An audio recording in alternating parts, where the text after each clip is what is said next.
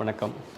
நம்ம இன்றைக்கி பார்க்க போகிறது ஜிஎஸ்டியை பற்றி ஒரு சின்ன ஒரு புரிதல் அண்டர்ஸ்டாண்டிங். அதுவும் முக்கியமாக இப்போ ரீசெண்டாக நெக்ஸ்ட் ஜென்ரேஷன் அடுத்த தலைமுறைக்கான மாற்றங்களை கொண்டு வந்திருக்காங்க.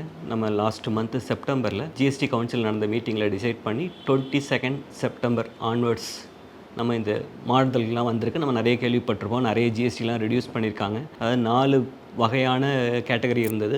ரேட்டு 5%, 12%, 18%, 28% அப்படின்னு சொல்லிட்டு அந்த 4 வகையான ரேட்டை வந்து 2ஆக குறைச்சிருக்காங்க. அதாவது 5% அண்ட் 18%. நோ மோர் 12% கிடையாது, 28% கிடையாது சொல்லி நிறைய மாறுதல்கள் பண்ணியிருக்காங்க. அதை பற்றின ஒரு சின்ன ஒரு அண்டர்ஸ்டாண்டிங்காக தான் இந்த வீடியோ. நம்ம நிறைய கேள்விப்பட்டோம், இந்த ரேட் குறையிறதுனால நிறைய பெனிஃபிட் மக்களுக்கு, அதை நம்ம அல்டிமேட்டாக கன்சியூம் பண்ணுற மக்களுக்கு நிறைய பெனிஃபிட் வரும்னு சொல்லி நிச்சயமாக உண்டு. அதே சமயத்தில் இந்த மாற்றத்தை கொண்டு வரும்போது ட்ரேடர்ஸ் கையில் நிறைய ஸ்டாக் இருக்கும். அவங்க வந்து அந்த ஸ்டாக்கை வந்து பழைய ரேட்டில் தான் வாங்கியிருப்பாங்க. அந்த 28ஓ 12லையோ வாங்கியிருப்பாங்க. ஆனால் இப்போ ரெடியூஸ் ஆகிருக்கும். அவங்களுக்கு அந்த அன்னைக்கு உள்ள ஸ்டாக்கை அவங்க என்ன ரேட்டில் விற்கிறது, ரேட் குறைஞ்சதுக்கப்புறம் அந்த பெனிஃபிட்டை மக்களுக்கு கொடுக்க முடியுமா, ஆர் புதுசாக வாங்குகிற ஸ்டாக்குக்கு மட்டும்தான் அதை கொடுக்க முடியும். பழைய ஸ்டாக் அவங்க கையில் உள்ள ஸ்டாக்கை அவங்க அதிகப்படியான ரேட்டில் வாங்கியிருப்பாங்க, அதை வந்து அவங்க குறைச்சி கொடுக்க முடியாதா அப்படிங்கிற நிறைய சந்தேகங்கள் இருக்குது. அதாவது இந்த மாற்றத்தை கொண்டு வரும்போதே கவர்மெண்ட் ஸ்பெசிஃபிக்காக ஒரு FAQன்னு சொல்லி ஒரு கொஸ்டின் ஆன்சரில் சொல்லியிருக்காங்க.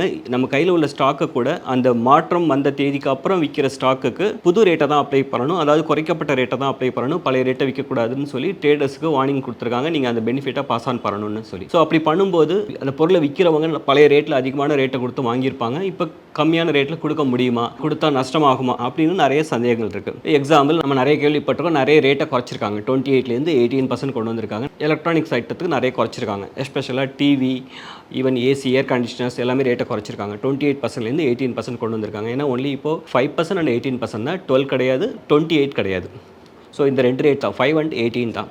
ஸோ அந்த 18%, 28லேருந்து 18 கொண்டு வரும்போது பழைய ரேட்டை அவங்க வந்து பழைய ரேட்டில் வாங்கியிருப்பாங்க. 28% ஜிஎஸ்டி வாங்கி 18% அவங்களால விற்க முடியுமா அப்படிங்கிறத பற்றின ஒரு அண்டர்ஸ்டாண்டிங் தான். எக்ஸாம்பிள், ஒருத்தர் ஒரு பொருள் வச்சிருக்காரு. ஒரு டிவி நம்ம வந்து ட்ரேடர் வந்து அந்த மாற்றம் வர்றதுக்கு முன்னாடி ஒரு 1 லட்ச ரூபா ப்ராடக்ட்டை வாங்கியிருக்காரு. அவர் 28% ரேட்டில் கொடுத்து வாங்கியிருப்பார்.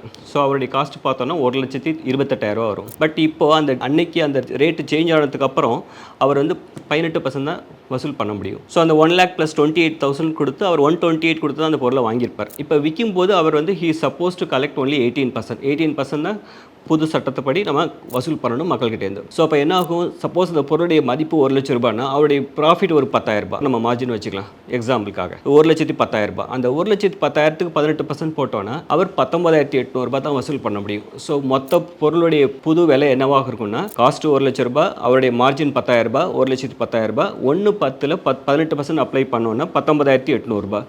ஸோ 1,29,800 ரூபாய் தான் அவர் அல்டிமேட்டாக கஸ்டமர்கிட்டேருந்து கலெக்ட் பண்ண முடியும். வேறஸ் அவர் வாங்கின விலை 1,28,000. 1,28 வாங்கி 1,29,800 நம்ம 1,800 ரூபாய் தான் லாபம் வர்ற மாதிரி இருக்கும். ஆனால் ரியல் அப்படி கிடையாது. அவர் 1,28,000 வாங்கும்போது அவருடைய ஜிஎஸ்டியில் அவருடைய அக்கௌண்ட்டில் 28,000 கிரெடிட் இருக்குது. எலக்ட்ரானிக் லெட்ஜரில் நம்ம இன்புட் கிரெடிட்னு சொல்லுவோம், ஐடிசின்னு சொல்லுவோம். அந்த ட்ரேடுடைய அக்கௌண்ட்டில் 28,000 பேலன்ஸ் இருக்குது. இப்போ விற்கும்போது அவர் 1 + 10, அவருடைய ப்ராஃபிட் 10,000, 1 10 + 18% டேக்ஸ் அப்ளை பண்ணால் 19,800 ரூபாய். இந்த 19,800 ரூபா நம்ம கலெக்ட் பண்ணதை அவர் அட்ஜஸ்ட் பண்ணுவார் அவருடைய டேக்ஸ் கிரெடிட்டில். அப்போ என்ன ஆகும், 28,000ல் 19,800 ரூபா போனோன்னா 8,200 ரூபா எக்ஸஸாக நம்மளுடைய அக்கௌண்ட்டில் கிரெடிட் நிற்கும். நம்மளுடைய ஜிஎஸ்டி டிபார்ட்மெண்ட் உள்ள நம்ம அக்கௌண்ட்டில் எலக்ட்ரானிக் லெட்ஜர்னு சொல்லுவோம். அங்கே 8,200 ரூபா நமக்கு கிரெடிட் நிற்கும். அந்த 8,200 ரூபாங்கிறது நம்மளுடைய லாபம் மாதிரி தான்.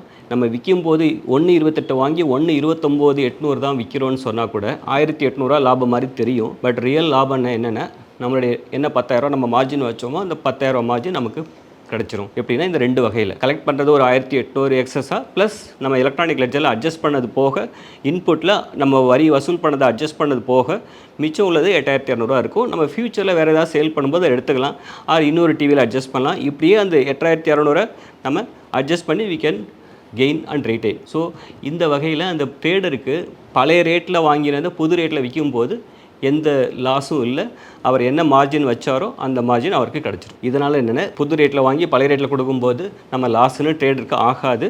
கன்சூமருக்கும் ரைட்ஃபுல்லாக அவங்க கேட்கலாம் புது ரேட்டில் தான் கொடுக்கணும்னு சொல்லி. ஸோ ஜிஎஸ்டியில் இந்த சின்ன ஒரு ரேட் மாறுதலில் நம்ம என்ன பெனிஃபிட் இருக்குங்கிறத ஒரு அண்டர்ஸ்டாண்டிங் எல்லாருக்கும் புரிஞ்சிருக்குன்னு நினைக்கிறேன். இன்னும் மற்ற விஷயங்களில் ஜிஎஸ்டியில் நிறைய இருக்குது. இன்னும் அடுத்தடுத்த வீடியோவில் நம்ம அதே பார்க்கலாம். தேங்க்யூ.